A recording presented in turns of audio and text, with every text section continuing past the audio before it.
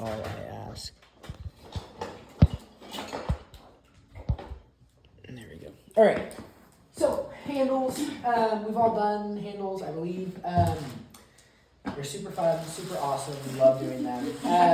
The reason that I don't love handles is because, okay, I've started to like handles better because I'm trying it in a new way. My go-to technique was this one, and it worked some of the time. But what I was finding was my cup and my handle weren't speaking the same language. They looked really off, and I was getting problems with cracks on my pots. I've switched to a new technique where I'm pulling the handle directly off the cup, and I have found that to match the shape of my pot better, give a better feeling of the pot, make them feel more combined, and I'm not getting cracks as much. So I'm gonna show you guys these two techniques just to throw them out there. I'm gonna show you guys how to pull off the cup as well. Biggest thing is our timing of it. If your timing's off, your handles are gonna be off. You wanna trim them or put your handles on the same day that you trim, but your pots have to be a pretty good leather hard. If they go past that leather hard and you're like spraying them and trying to attach it, that pot's already starting to shrink down a little bit. So even if you're adding water, that surface might be getting wet, so it might be easier to trim, but when you try and put a handle on that, they're really not gonna wanna jive together and it's gonna crack. So your timing is super, super important. It's better to keep your pots really wrapped up super tight and really wet, and then play the long game of like, okay, these are really wet, I'm just gonna wait an extra week. Rather than being like, oh, they're a bit on the dry side, it's just not worth it. They usually end up getting cracks. But as long as they still are in that leather hard, you should be totally fine. I've also put pots or handles on dry pots and they've gotten little cracks, but they still held up pretty well. So we're gonna put it on the same day that we trim. I get my handles pulled first so they can start setting up, and then I trim my pots. That is for these two techniques. And then pulling off the cup, there's I guess two different ways to pull off the cup. So for these two, you for sure want to pull them before you trim your cups. Let them start setting up, and then when you pull off the cup itself, you can do it right when you're done trimming. So like you can get all your cups trimmed, ready to go, and then pull your handles, let them set, and then for like 5 minutes, and then they're ready to go, kind of thing. So once I actually do it, it makes more sense. But think about handles before you trim.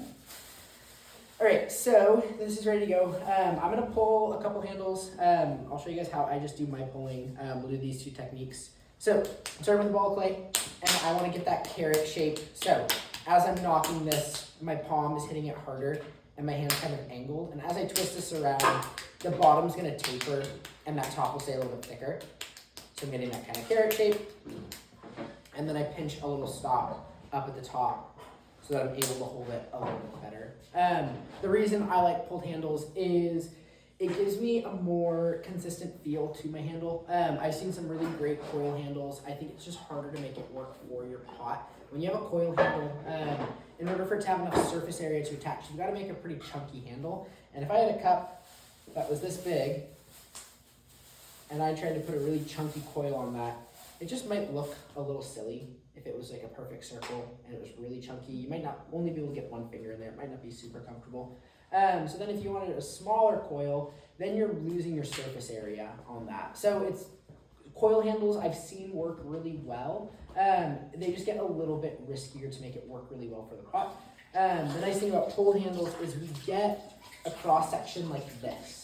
So it's got this kind of oval shape to it. That oval is nice because it gives us a lot of surface area to connect to, but from the side, it looks really narrow. It looks nice and skinny. It doesn't look like it's super heavy. But it also distributes the weight a little bit better on your fingers. So when I pick up a coil handle, all that weight is sitting on one point of my finger. When I pick up a pulled handle, that's an oval, that weight's distributed a little bit better. It's a little bit more comfortable in my hand. So just things to think about. So I'm gonna pull out a couple handles and just show you how to shape them. Move these two real quick. So starting with that carrot, pull with my left hand, pull with my right hand, and I try and do it right over my bucket so I'm not getting mess everywhere. I start with just a circle and I'm just pulling the clay down. We want to start at the very top and work our way all the way down through the base. And I'm twisting it around. That's gonna let the clay get nice and consistent all the way through. It's better to pull a lot and keep the clay super wet than to try and get a bunch. I see a lot of people when they pull, they go like this, and then you just get this weird thing going on. So don't do it like that. That is not going to help you. When you're pulling, pull small amounts and try and get little bits to come down. Try and work the clay so it's just the outside moving, and then once the outside's moved, then you're starting at the top and you're getting the inside to move. So a little bits at a time. And then once we have our blank started, like this, it looks a little bit more consistent, it's a little bit thinner, then we'll start actually shaping it. One thing you can do to help, so when we're pulling, we're gonna do a couple pulls on one side and then flip it 180 degrees and the same thing on the other side. One thing you can do is mark your top in half. You can go like this, so that you can see if my hand is making that rabbit, this inside of that rabbit's eye is gonna be what's doing the pulling. It's gonna be shaping my handle. I can line that rabbit up in line with this, so I know where I'm pulling. I see a lot of people pull a couple times and then spin it a little bit less than 180, and they pull, and then it gets this weird kind of shape. It's not a perfect oval. So that has been helpful for people to keep a really consistent shape in their handle, really consistently oval. But we're just gonna pull down, whatever you do on one side, we're gonna flip it over and do on the other side. And we're just gonna keep pulling this down. So I'm starting at the top, working all the way down. We wanna make sure we pull all the way through our handles. If we're stopping early, what's gonna happen is we're gonna get a thick spot down here, so that as I'm doing my next pulls, if I hit that thick stop, it's gonna stress this clay out, it's gonna stretch that and make it really thin. So that as I'm pulling, I might have this really beautiful handle, but I get this really weak spot right here. So if I keep that weak spot in my handle, it's more likely to break. Or as I'm pulling, I can just rip my handle in half. So if I'm feeling that thick spot, just pinch it off. I'd rather not deal with that bottom little area and keep my handle, for the most part, intact. So at this point, I'm just kind of jumping around, keeping it nice and smooth. I'm hardly putting any pressure right now, just enough to kind of shape the clay. It'd be like if you were doing your last pull on your pot, it's getting really thin, it's getting really wet. You're not putting in 10 out of 10 with your pressure. You know, you're just kind of barely working the one. That's exactly what I'm doing right now. I'm barely putting any pressure, just trying to smooth it out.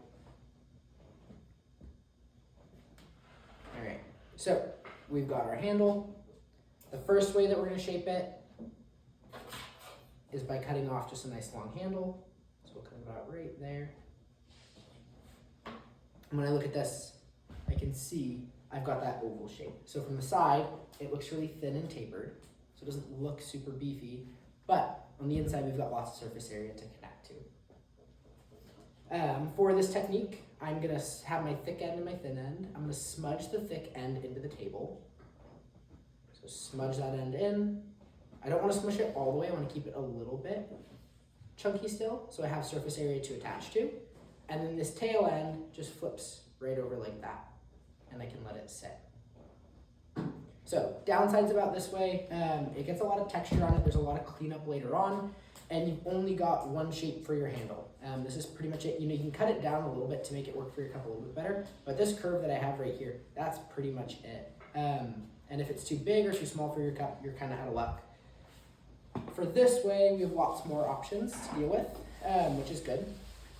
So I'm gonna pull down my next blank. So right now, I'm not doing my rabbit, I'm just doing a circle, pulling down the clay, getting it a little bit thinner and a little bit more consistent. Once we've got that blank that looks a little bit more consistent, then I'll start going for that rabbit. So starting at the top, pulling down. If you want your handle to go wider, you can do less of a rabbit and more of, I don't know, like a snake. And as you push with the snake, the clay is gonna start to widen out. If I'm pinching harder this way, that's gonna start to widen. So if you want a really wide handle, more of a snake, less of a rabbit.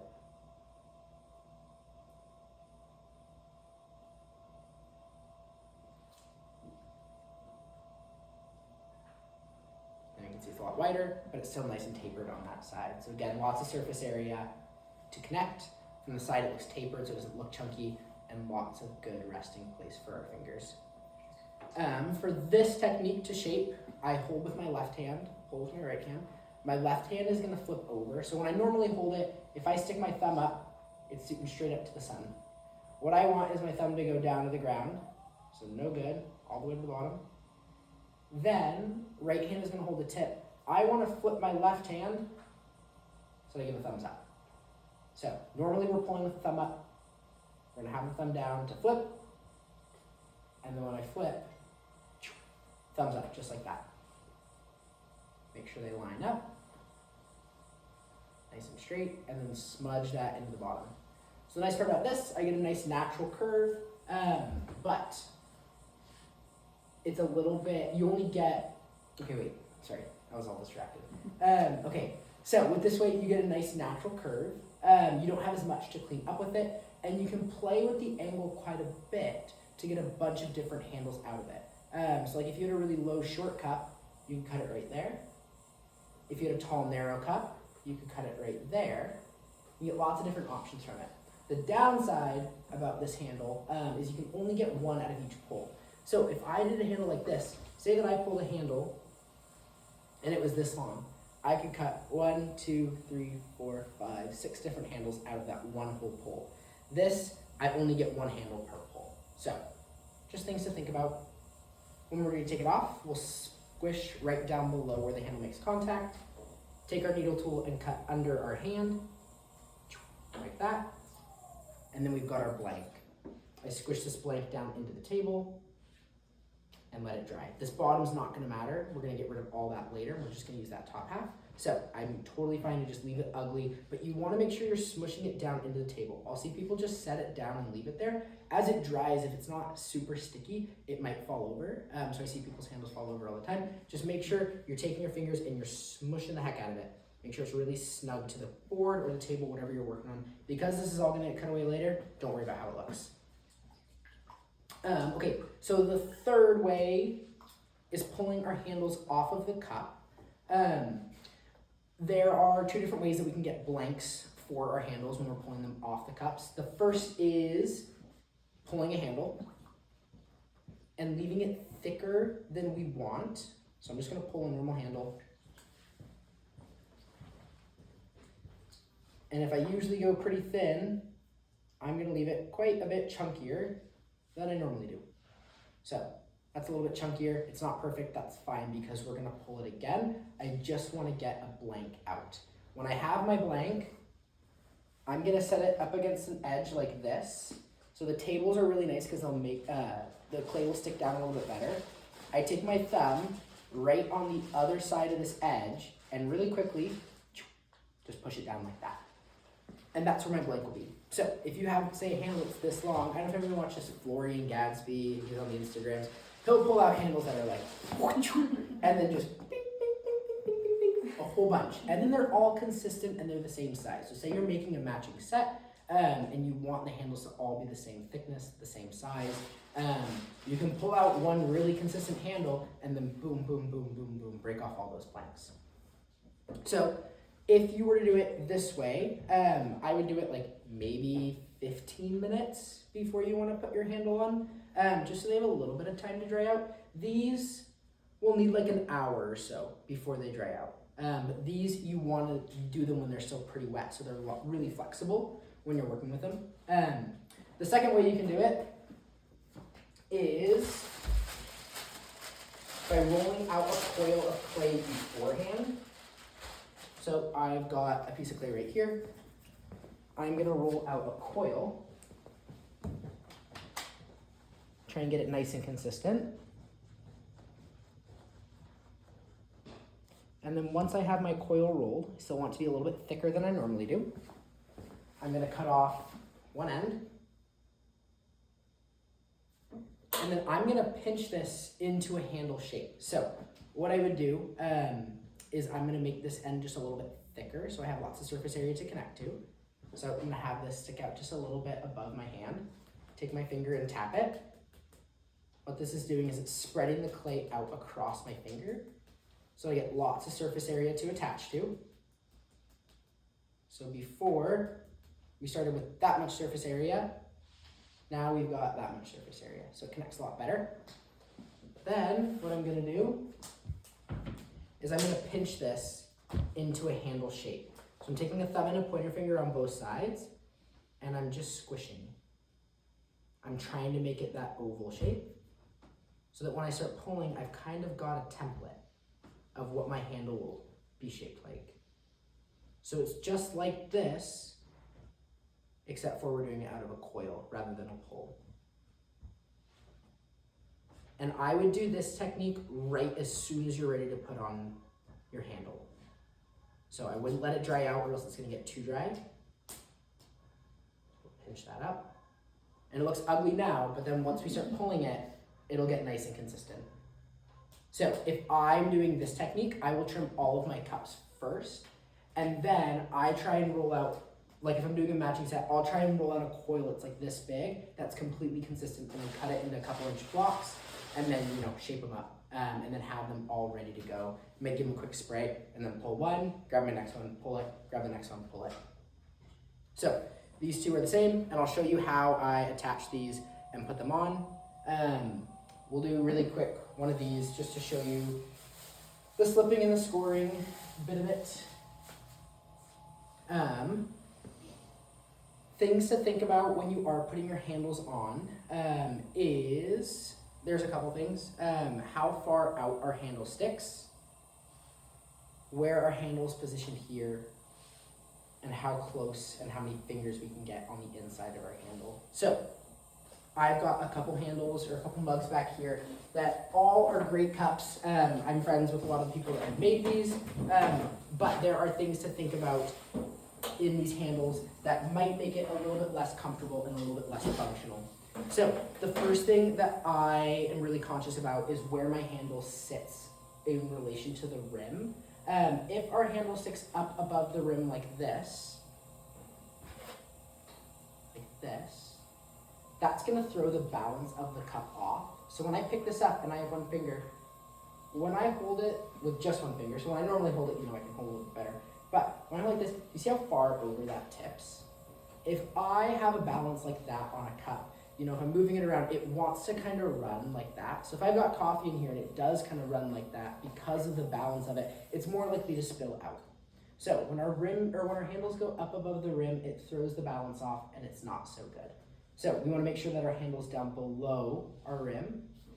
But if our handle is too far below our rim, that throws the balance off as well. So when I look at the apex of my handle, right here, so where my finger is going to sit, that's down below halfway. This, the balance gets thrown off a ton. So as I'm holding this, it is completely parallel with the ground. I guess if we cut it in half this way, it's completely parallel. And that's not good either. That throws the balance off so much that when I use this, it wants to run a lot, especially if it's got a bunch of liquid in here, it wants to get poured out. So we don't want that. We don't want our handle to be up above the rim, and we don't want it to be down below too far. So we want to make sure that the apex of our handle on the inside is down below our rim, but we don't want it too far out. If we're really far out like this, that again is going to throw our balance off. If I had a handle that was way sticking out like this and I was picking it up, it would just turn like that. So we don't want it to stick too far out. We don't want it to be too high. We don't want it to be too low. But we also don't want it to be too close. So I love this cup. It's great, but it burns the heck out of my fingers when I use it because when I hold it, my fingers are touching the cup right here. So if it's too tight and it's too narrow, when I hold this, it burns the heck out of my hands. So the ultimate goal, what we're looking for, is the apex of our handle to be nice and close. So right here's the apex. It's nice and close to the cup.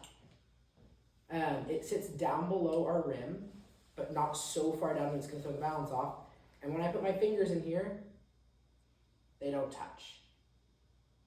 So there's lots of things to think about. These are all great handles. They look like beautiful cups, but there are things about them that make them a little bit less comfortable and a little bit less functional. So they're just things to think about. I'm not saying that my handles are perfect. I know my handles are not perfect. So it's easier said than done for sure, but just things to be conscious about. I think the biggest things that you really want to be cautious about is not having it go above the rim and not having it go way far out. Those are the two biggest problems I see when people are first doing their handles. So as long as you get it down below the rim and you're getting them nice and tight to the cup, That's good. All right, so now that we're thinking about all of those things, we can make a handle decision. So when I look at this one, I can say, okay, I sit down below the rim. Let's see if we can smudge this in. So I sit down below the rim. That's good. I'm sitting pretty far out. I don't love that. I could cut this a little bit to get in a little bit tighter. The reason I don't like this one is that's our handle shape. You know, there's not really much we can change about it. We can cut it in so it's a little bit tighter. What I like about this one so much is I can play with all those different angles. I can find what's gonna work. So if I'm down here, that's no good. That's sticking really far out, and that's down below halfway. We don't like that. If I'm like this, that's sticking far out, and that's way up above the rim. If I'm like this, great, I'm below the rim, but I'm sticking far out. So I can play with all these different angles and see what works best for me. The way that I do it is I put the handle behind the cup and kind of play around and see what angle looks the best and what makes the most sense. And once we get it, I always cut less clay than I think I need. So I want to leave the handle a little bit bigger than I think, so that if I did mess up, I guess when I do mess up, it's not a big deal. We've got extra to play with. So you can see, boom, right there. It's a little small for the cup, but that's okay. You can still fit 2 fingers in there. It's not sticking too far out. It's not way down here. It's not way up here. So if you're doing these techniques, think about the play of the handle, how wet they are. If your handle falls apart and loses its shape really easily, that's no good. It's too wet. If your handle doesn't have any give to it, so if you're moving it and it's completely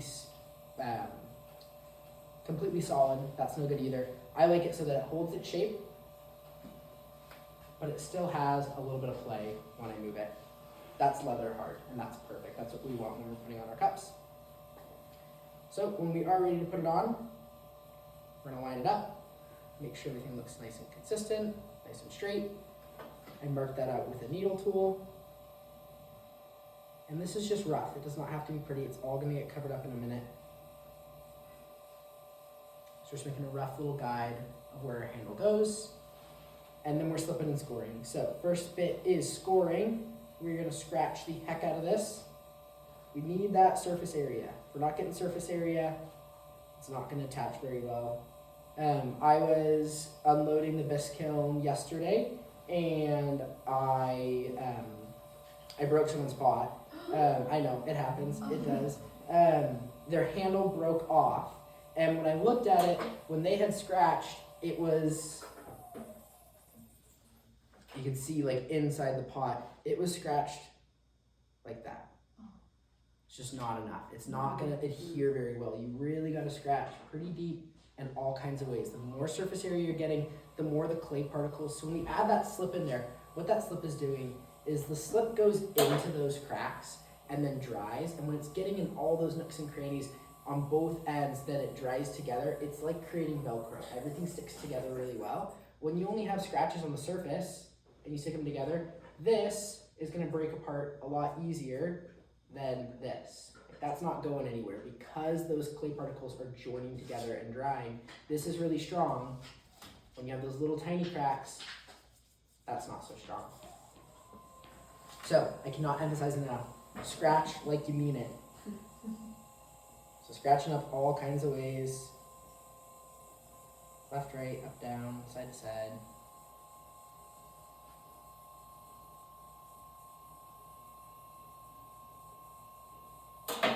And then we'll get slip. Slip lives up here. Make sure you guys are grabbing the OH6 slip. Do not grab the IG buff slip. Stuff gets weird when you do that. But what I do is I just use the slip that I pull my handles with. So when I'm pulling my handles, I'll just clean my hands off periodically. And then this is just pure slip. And it's really, really wet and really gooey. So I like that stuff. So I'm gonna get a little bit on both sides here. And all that slip is gonna work down into those scratches. And I'm gonna put my handle on. A little twist and a little wiggle. And what that's doing is it's working slip into all those cracks. It's joining them together, getting them nice and strong. And if you got slip coming out on the sides, that's a good sign. That means you used enough. I just take a finger and kind of clean up that excess slip. And then as I'm doing this, I'm kind of pushing into the pot, or into the handle as well, where that joint is. And it's packing in any slip that I might have missed. So if you leave it like this, it'll probably stay attached, it'll probably crack, and it won't look very pretty. So you want to get those all blended up nice and clean. So just take a wet finger, smooth it all out. Get those joined together really well. The longer you take to do this, the better it's going to be. It's been like 15 minutes. Yep, absolutely. Like you really got to just take a ton of time. Okay. Don't rush it. And then if you need to get into the tight areas, wooden knife tool works. You can get in there. Needle tool works. You can get in there. Pack that slip in. I just prefer a wet paintbrush. What this is going to do is because it's wet, it's going to make more slip, and we're going to be packing slip down into those creases, and it makes it nice and strong. Okay, so that's attaching a handle that is pre-made, ready to go. Does anyone have questions on that? Okay, so now pulling off the cup itself. Let me see how that goes. So I've got my blank. It's been sitting out for a little bit. It's still pretty dang wet, thicker than I normally do them. What I'm gonna do is the same thing as I did it earlier, where I tapped out the top. Can't remember what was that on this one. Okay. Yeah, okay. So I'm gonna do the same thing. I'm gonna take my blank, I'm gonna leave a little bit of a gap up here at the top, and I'm just gonna tap it out to give me some more surface area so that my attachment is really strong.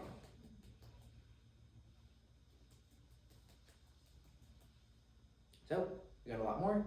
And the cool thing about this is when I attach it, I've got this little ramp right there. So that ramp, I'm gonna blend up into the pot. It's gonna give me a nice smooth connection. So, what was that? I was looking for smooth. Smooth connection. Okay, so with this, I'm only gonna worry about the top of my handle connection right now. So I can pick where I want it. I know that I want it down below my rim. So, I'm just gonna go a little bit down below my rim. And I'm gonna scratch up quite a bit. You've really, really gotta get a good connection when you're pulling it off the cup. If you don't, you're just gonna pull your handle right off. So I'm gonna scratch that all up. Oops. I'm gonna scratch my handle.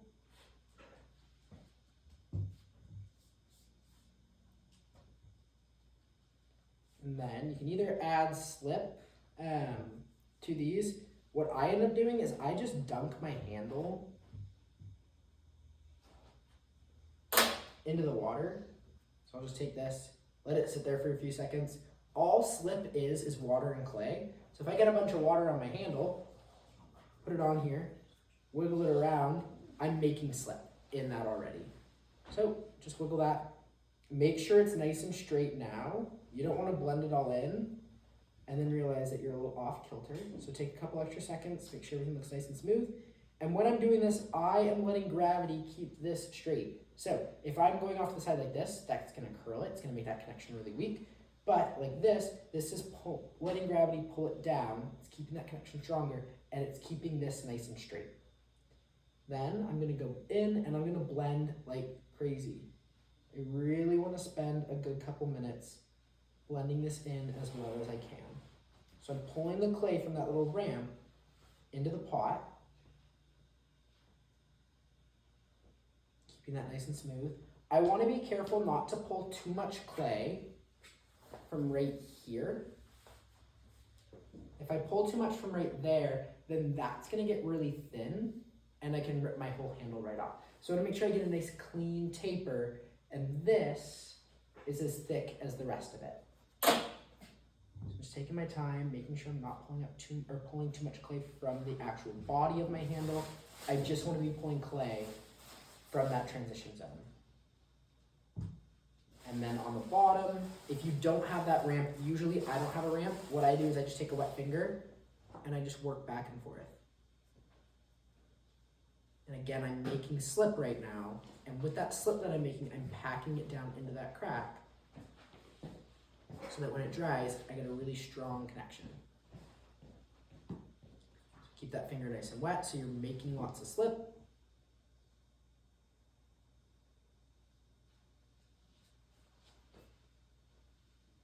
And I'm trying to do this in more real time to show you guys like how long you really should be joining this all together.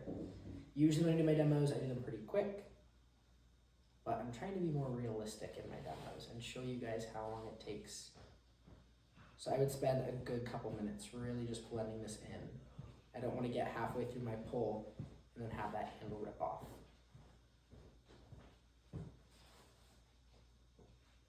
So really packing it in tight. And then once it looks well connected, then we start to pull. The flip is really important. When you flip it, go fast and make sure you keep it so that it's not going to lean to the side in any ways. You want to keep it completely straight up and down. What I usually do is get a nice big bucket of water, right, filled up to the brim so that I can dunk my handle in and let it sit for a few seconds. I think this bucket will make it work. So I'm just trying to get that handle to soften up quite a bit. And then take my hand, get it nice and wet, and I really want to barely pull at all in the first little bit. I want to work some water into the handle to soften it off. If I start pulling too much right away, it's just going to pull right off.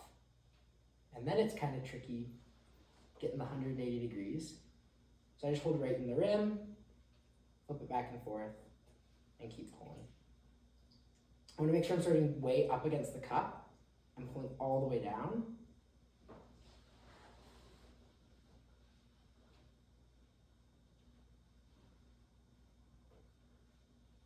And now I'm shooting for my ideal thickness of a handle. I always pull it a lot longer than I think I need it to be, so that when I connect it, I can just smudge the tail end into the bottom. So as our pots are getting leather hard and they're drying, our tops dry out far faster than our bottoms.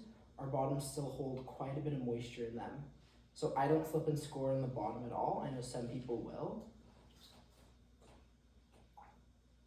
So I want to pull this handle longer than I think I need it to be, so that I can just pinch that tail end off against the bottom. So I'm just trying to pull this out, make sure I'm keeping it nice and straight.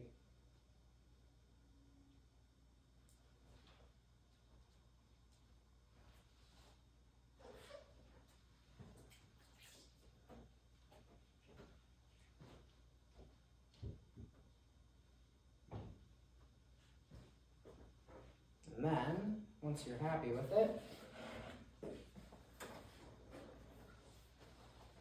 I hold the cup right in front of myself.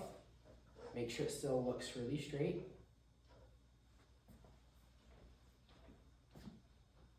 I hold it so that my thumb is just right below the handle. I don't want to touch it, but right below it. Grab the tip, and then I'm gonna throw the cup in front of me, right at Jordan. Perfect. So, I'll do it from the side so you guys can see. So I hold it right in front of me, and then just give it a quick throw, like that. Do it again. You gotta drop the shoulders. I don't know why, but you gotta. Drop the shoulders. And then, make sure you've got enough for a finger to fit in there. I take the tail end, go to the bottom. So you can see I've got that nice natural curve. It's not sticking too far out. I've got a place for fingers to sit. It's down below the rim. And then with down there at the bottom, once it's nice and straight, I just take a thumb and I just smudge that bottom in like that. And then I smudge both ends on the side. So just really quick little with the thumb.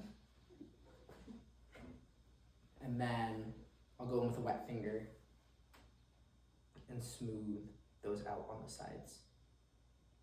There's no slipping and scoring necessary. as long as your pot is at the right wetness. So your bottom should stay wetter longer. So there should be enough moisture in there to keep it all connected. Then I usually go with a wet paintbrush. And I don't want to push too hard, I don't want to lose my curve. I'm just going to kind of paint into that seam with a little bit of water. So it'll create a little slip, make that hold just a little bit stronger. And then if you want to change the shape of that handle at all, so I actually like that a lot. It's got a nice natural curve to it. It looks like it's just growing right out of the pot and coming right back into it. This one, it looks fine, but it looks a little bit more forced. It doesn't really match the energy of the pot quite as much as this one, in my opinion. I mean, everyone's got their own opinions, but thanks, Erica. I try. I actually love handles now. This is great. If you want to change the shape of the handle at all, you get one shot at it. So what you can do is take a wet finger. Say you want it to kind of perk up a little bit more. You don't want quite as much of a curve. You want it to be a little bit more straight and then drop down like a 7 almost. You get one chance with a wet finger. What I would do is get in between my big knuckle and my small knuckle. So this little guy right here. I would use that on the inside, start at the bottom, work my way up, and then just give it a little bit of a pull like that. So this now sticks a little bit too far out, but I think it'll be a little bit more comfortable than it was before. So yeah, those are pulled handles. I really do prefer this way, like so much more. A big reason why I did not like handles was because I'd make a handle like this and be like yeah, it's a handle, but I feel like it's a little bit forced. It doesn't look as natural. Where now with this way, I'm feeling like they're getting a little bit more natural and they look like they're just coming right out of the pot. So definitely try this way. When I learned to do this, I would just pull them off my water bottle. I would take a wad of clay, pull it out, and then, tap the ends. And then on, like I use Nalgene water bottles, they just stick right to the plastic. If you just take a little water, dunk it on here, they just stick right on. And then I just pull, sit and pull, and then blend it in. I'd be like, okay, that curve looks awful. Try again, rip it off, try another one. But yeah, make sure you wrap your handles up nice and tight in plastic so that they are marinating and drying together. If you don't do that, the chance of cracks are a little bit higher. So wrap it up nice and tight, let them dry together, and then leave them for as long as you can. I would leave them for a week. That's like a really solid amount of time, but I wouldn't leave them less than 3 days. So I'd say if your 3 days is kind of like right on the edge, pushing it. So, all right, questions, comments, concerns? Awesome. It's the way you attach anything. So if you want to make stuff and then attach it later on, you just do it the same way you make it. Let it get to similar wetness, and then something score. Throw it out. Cool. Thanks, you guys. All right, we're throwing. You guys can do handles if you want. Next week, we are doing a blindfolded throwing challenge. So, if you have a blindfold, great. If you don't, I have like a box of masks upstairs that I'm just going to give people. You can put that over your eyes. But yeah, if you want to bring a blindfold, please do. We're going to go for it.